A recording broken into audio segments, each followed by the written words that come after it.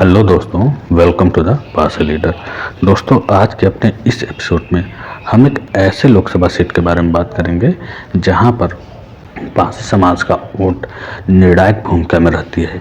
इसके बावजूद भी आज तक यहां से एक बार भी पारसी समाज का व्यक्ति सांसद नहीं बना, यानी कि नेतृत्व नहीं किया। जी हाँ दोस्तों, हम बात करेंगे शाहजहांपुर लोकसभा सीट के बारे में। दोस्तों, मैं बता दूं, शाहजहांपुर लोकसभा सीट में बड़ी बड़ी पार्टियां ऐसे समाज के लोगों को प्रत्याशी बनाया है जो अपने समाज से कम वोट बैंक वाले हैं, जिनके समाज के वोटर अपने समाज से कम हैं, उनको अपना प्रत्याशी बनाया है।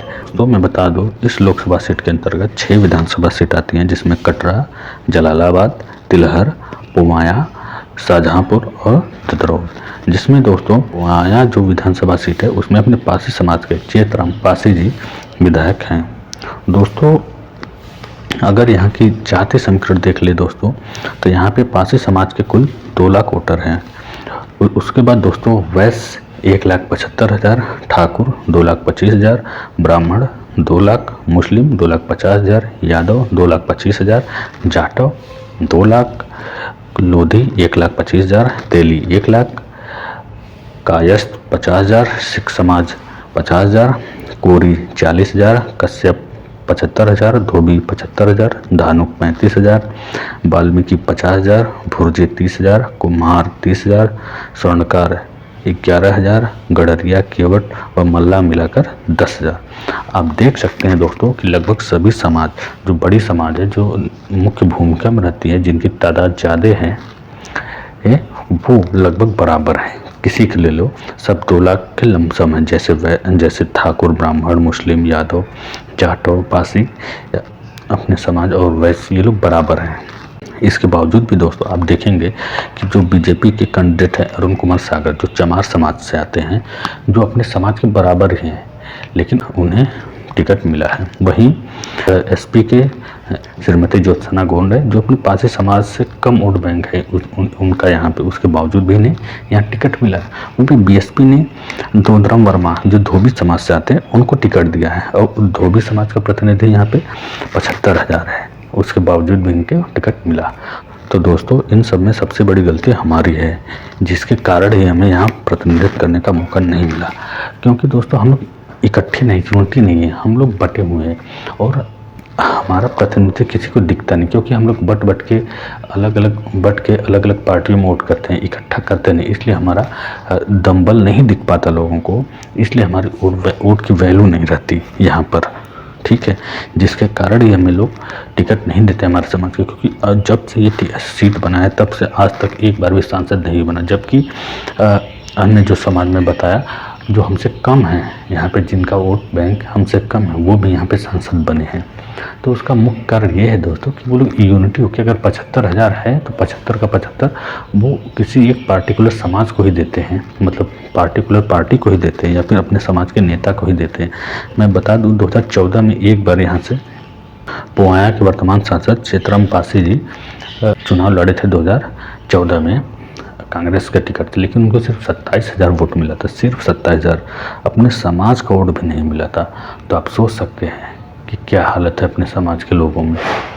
इसीलिए दोस्तों बाद में वो कांग्रेस छोड़कर बीजेपी में चले गए, और वहाँ से आज विधायक हैं। शायद वो कांग्रेस में थे तो नहीं मिलता, आज बीजेपी के नाम पे जीतते जा रहे हैं लोग, तो वैसे ये भी जीत गए, मौके पर चौका मार दिया। तो दोस्तों यही है, अपने समाज का नेतृत्व, अपने समाज का कोई लीडर नहीं है, ये दिक्कत है। अपने समाज में इतनी जागरूकता नहीं है दोस्तों कि अपने सीट के बारे में अगर उनको बता भी दो कि अपने वोटर, तो वो लोग मेरे ऊपर ही आवाज़ उठाते कि अगर आपको पता नहीं है तो वीडियो मत बनाओ बिना जानकारी के, गलत मैसेज है। अरे भाई, मैं सही मैसेज के लिए तो वीडियो बना रहा हूँ।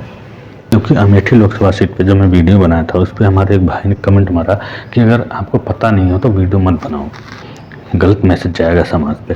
तो मैं उनको बता दूं, जो भी मैं डाटा लाता हूँ ऑथेंटिक डाटा लाता हूँ, एनालिसिस करके वो सब नेट पे अवेलेबल है। अगर आप थोड़ा मेहनत करेंगे, सर्च करेंगे तो आपको भी मिल जाएगा। और दोस्तों मैं एक बार इसको जाति जनगणना जो 2011 में हुआ था उससे मैचिंग कराता हूँ, उसके बाद ही मैं अपलोड करता हूँ। और जो भी मैं वीडियो बनाता हूँ उसमें समाज को थोड़ा कम ही दिखाता हूँ कि आप लोगों को थोड़ा कन्फ्यूजन ना हो, क्योंकि आप लोगों को बचेगा नहीं कि अपने समाज के इतना लोग हैं, क्योंकि आप लोग कभी जागरूक थे ही नहीं, मेरे हिसाब से कभी जानने की कोशिश किया ही नहीं।